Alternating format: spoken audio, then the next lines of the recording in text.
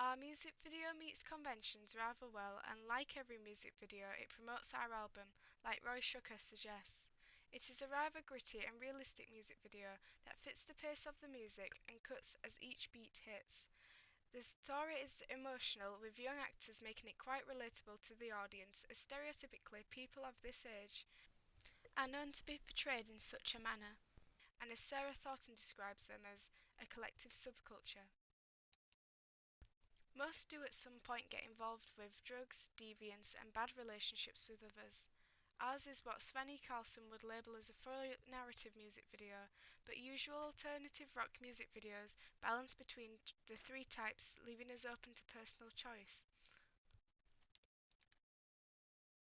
He would also suggest that this would be most effective due to the fact that many find a narrative music video most engaging and interesting, and if they are able to grasp the consumer's attention, they will relate the music video with a real meaning, persuading them to buy the album.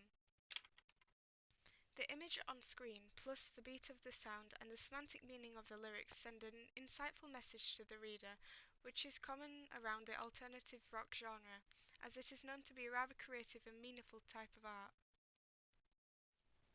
First thought suggested that it would have been easier to film, and getting hold of the band would have been difficult, but we soon learnt that no matter who you decide to cast, it is going to be difficult to organise and plan. In a way, however, our music video also goes against conventions, as the main protagonist is displayed in a negative manner, breaking Richard Dyer's idea of most productions creating a star persona.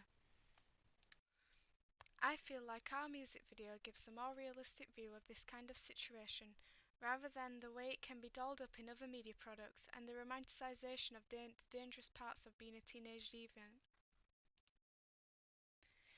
It is easy to compare our music video against the 1975's video of Robbers, as both have a love story, drugs, and end in tragedy. The dark scenes and staggered story is much like our own. Carl Rogers' theory has been put into play as an ideal self has been created in both the videos, as they are displayed to be fun and interesting people.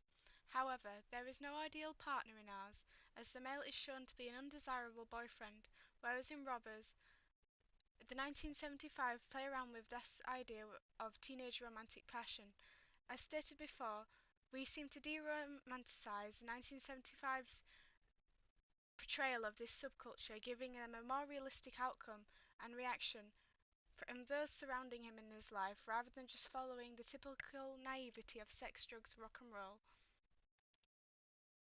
It neither supports or rejects Walter Lippmann's ideas of stereotypes, as both videos create a negative viewpoint of these kinds of youths, just in different manners, either rose-tinted or not.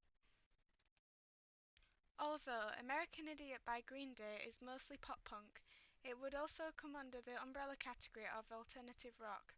Like this music video, we use plenty of close-ups of their face and other features, which was inspired by this hybrid music video.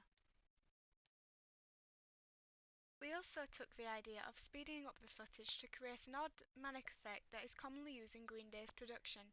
We did this with the scene containing the gang in the car.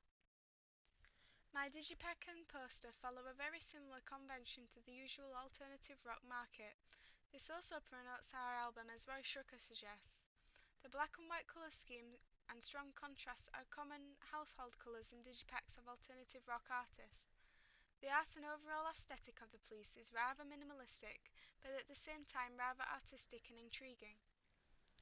The pictures of hands symbolise different things, and it's up to the reader to decide what it's trying to suggest. It's down to individual interpretation. The pinky promise, hands clasped, hands pressed together, all work together to imply the topics used for inspiration for the album. One part of the digipack is in colour, which is thought to be thought-provoking and create a giant contrast between the usual dull shades. This may also imply the use of drugs in this subculture. Many creative rock artists do similar things with their digipacks and adverts to entice their audience to be curious about the album, and due to this being their debut album, they currently won't have many devoted fans. The album is also self-titled, which is very common in debut albums. The 1975 and Arctic Monkeys both have digipacks that are purely black and white with incredibly strong contrast and a light glow. The black background and white text makes the information pop out, and the bold text makes it easy to read. I have took note on how effective this is and used it in my own digipack. It also gives it a vintage and rather sophisticated look, which I decided was appropriate for my own product. Even though the music itself is rather gritty, it likes to disguise itself as something more enchanting. I also think the title Carousel has a more semantic connotation of being something a little more old-aged and classic. The adverts are basically identical and use the same art, fonts and colour scheme, and so I have kept with the fluidity by doing the same with my advert. I didn't realise this when making my digipack and advert, but my design is very similar to the scripts. In fact, the front cover is almost the same. The inside sleeves also have images of the band on them, whereas the front cover and back cover are purely artistic photography, like mine, although I have chose to use the protagonist rather than the band so that my digipack links back to my main product well. The 1975's album's digipack also contained the landscape image of the band on the inside, but the outside is quite blander and I have chosen to follow a similar structure. I decided to add the names of some popular songs to the poster to draw in the audience that have may already tasted the band. This is a common tactic used in debut albums. This consistency helps create an identity for the band, which will be expressed in detail in the next question of this evaluation.